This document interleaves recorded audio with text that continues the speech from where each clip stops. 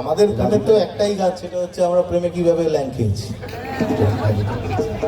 কৃষ্ণনগরের একটা সুবিধা হচ্ছে যে এখানকার ছেলেদের নামের শুরুতেই কৃষ্ণ নিয়ে বড় হয়। আমাদের কেসটা অন্যরকম, মানে কলকাতায় খাতা খোলারই ব্যর্থ হয়ে যাচ্ছে। মানে কলেজে যখন পড়েছিলাম সেই সময়কার লেখা গান, সেই সময়কার ব্যর্থতা নিয়ে গান, তারপর সিরিজ অফ ব্যর্থতা আছে সেগুলো নিয়ে গান লিখিনি।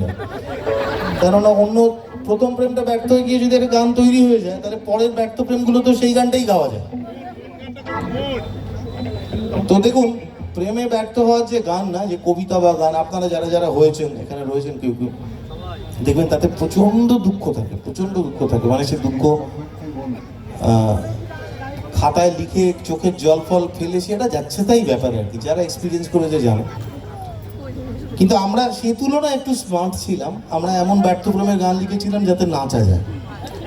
মেয়েটা যদি আমাদের নাচিয়ে চলে যেতে পারে, ঠিক আছে, আমরা এমন গান লিখবো যেটা শুনে সবাই মিলে নাচবে, মেয়েরাও নাচবে।